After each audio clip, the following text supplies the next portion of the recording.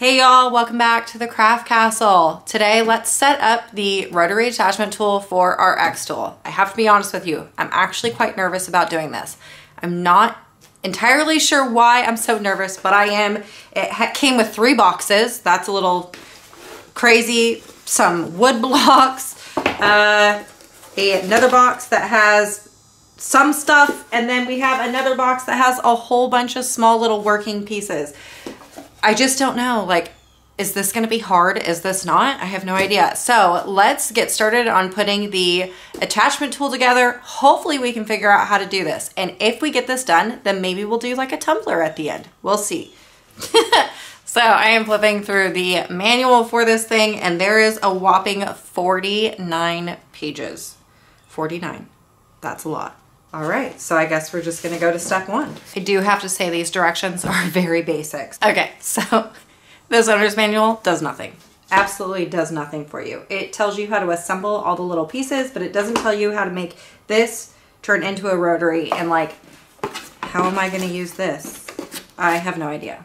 And of course, the actual Xtool came with 0 instructions, so I think I'm gonna have to go to their website to figure out how to put this together.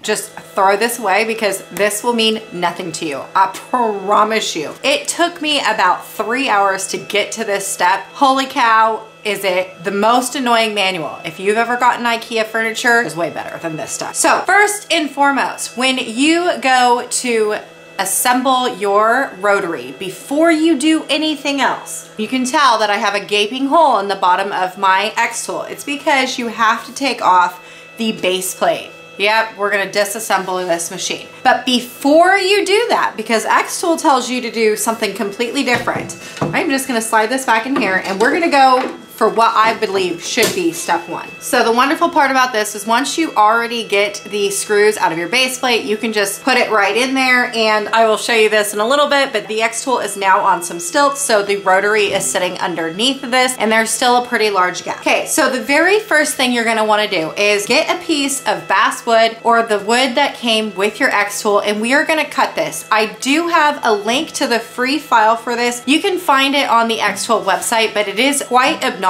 to try and find. So I just linked it for free on my website that you can just go to and download it. So we are going to cut a piece of basswood for a measuring tool. That's pretty important for this thing. All I'm doing is I'm taking those rectangular or the triangular prisms and I'm putting them on my base, and then I'm gonna put this on top, just like that. Then we're gonna shut this. So when we shut this, you can see it's already on, it's already been bed refreshed. We're going to insert an image, and I'm just gonna find it. Again, this will be linked in the description of this video for you. Add it in there. Okay, I am not going to resize this. This is exactly how Xtool wants you to cut this. So then I'm gonna go make sure it's user flat, and the material that we're using is the 3mm basswood. So we're gonna find that right here, click that, and I'm gonna leave all the settings the way it is, and I'm gonna press process. We are going to cut this out just like it wants us to. And actually, what I forgot to do, let me press cancel.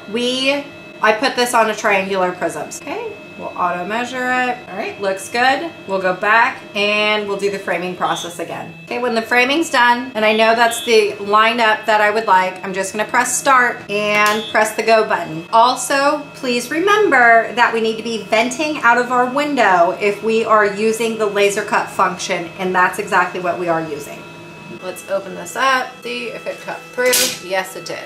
Okay, so that's all you're gonna need for the laser cut for your bag. I'm gonna take these prisms out. Now, the next step to this is you just wanna take out screws. There is 1, 2, 3, 4, 5. There's 5 screws all together. You are going to need a really small tipped head screwdriver for this. Be very mindful that you don't strip your screws. It is easy to do. The screws are cheaper than anything and will strip very easily. If you strip them, you'll never be able to get this off. So make sure that you don't strip those screws. Then when you're done, you just take this part out. So the RA2 Pro, it is fairly simple and easy to use. Once you've figured out how to get the base off, you're gonna get this thing right here, and it has a little plug at the very end. You're just gonna screw it into the very back of your Xtool, when the machine is off. So after the machine is off, we have this right here, and it has like some screws right here at the very bottom. We'll go through that in a second, but then also it comes with this thing right here. If you have a material that is longer than this right here, you're going to need this, and this is to help level your machine. So these two things, we're just gonna do a tumbler today. I've already done one right here, so to show you, but you're gonna need this because this tumbler is gonna be a little bit too long for the machine, so that's why we're gonna use this included with that. So included with your RA2, you're gonna get a couple sets of tools. This is important for these small little screws right here. One of these screwdrivers will screw, like this is too big, will unscrew and screw right here.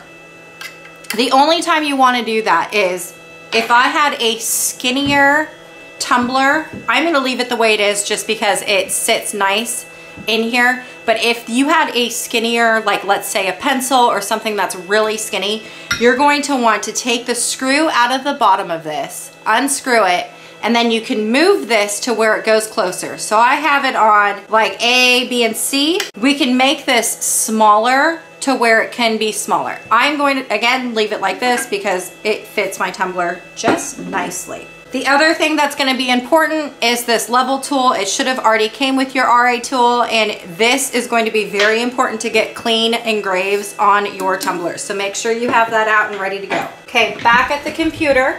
I'm gonna leave this canvas open. I'm gonna open up a new canvas, and then we're gonna change, because we already have the rotary tool already plugged in. We're gonna change this over from laser fat to laser cylindrical. There's the updated, let's press refresh.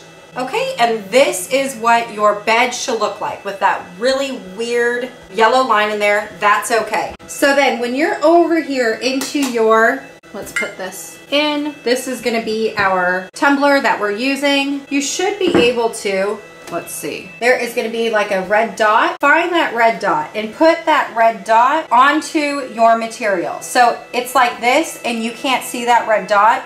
That's not what you want. You want to be able to see that red dot on your material. Now, if you can't find that red dot and you wanna manually do that, manually put your settings in, this is what this is for. So you can tell like where to do the manual settings. I would prefer not to do the tool, but just in case you have it and you wanted to do that, you have it all ready for you.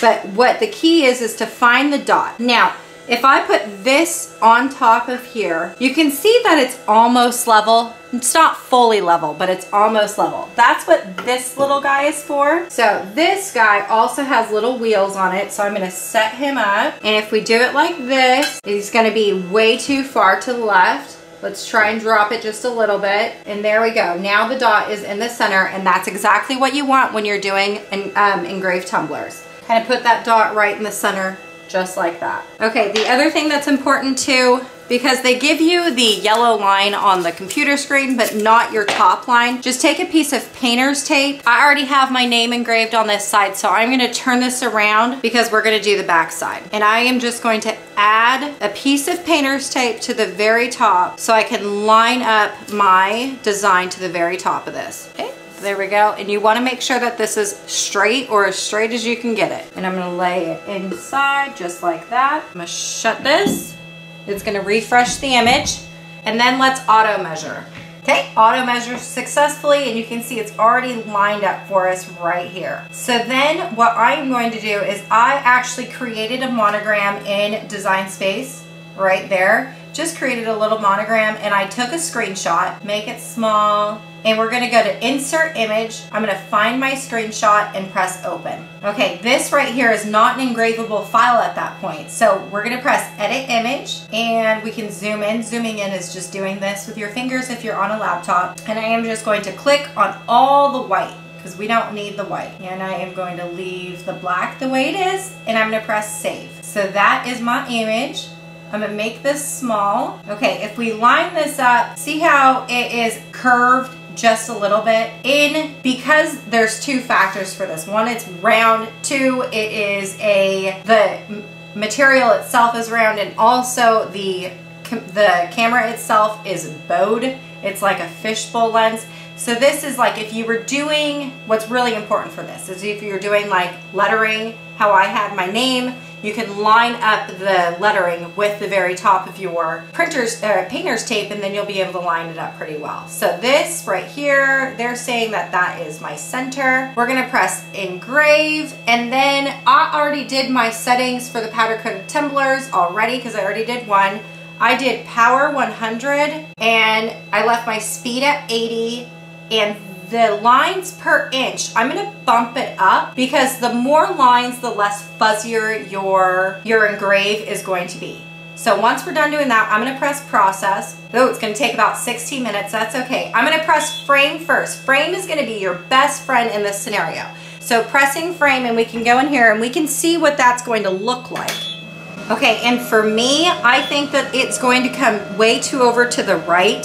So what I'm going to do is I'm going to lift this up and I'm going to roll this over to the left just a little bit. I'm going to shut that. We don't need to auto measure because it's already in there, and we're going to press and process again. Make sure and do frame. Okay, I think I'm going to like that. So then if you think that's what you're gonna like, just press framing complete and then press start. This is gonna take 16 minutes to get done.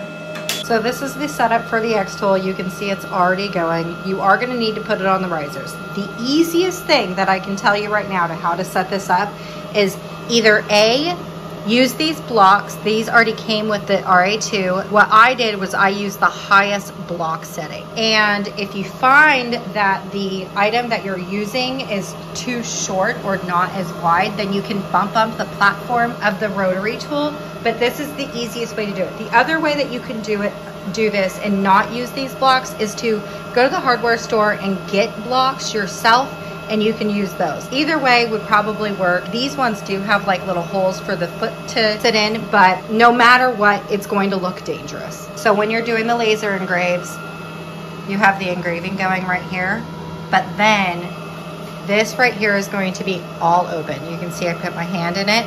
So if you look underneath here, you can see that there's the blue light. That's the laser going. There is going to be a laser. If you look right into that, it is going to damage your eyes. So do not by any means poke your head through and try and figure out what's going on the inside of this. It will damage your eyes. That being said, you can look at the very top and you can see that it is engraving right there. Now I have been asked about the smell. Because this is wide open, you are going to get a little bit of smell. The smell is kind of an interesting smell. It smells like a campfire and burnt metal, which is kind of really weird to say, but it does kind of have a smell to it. Now, you are venting out of the window. So most of your fumes are going out a window. If your window's open like mine, you are going to be able, it's going to have like backdraft. It's not terrible, but you can smell it. I believe that the Xtool is coming out with like an in case, so then you will not have to worry about it, but just know that this is the look that it's going to look like, and these right here are not very sturdy. So be mindful of that when you have this on the risers. Okay, so it's all done. So we're just gonna press done and open this up.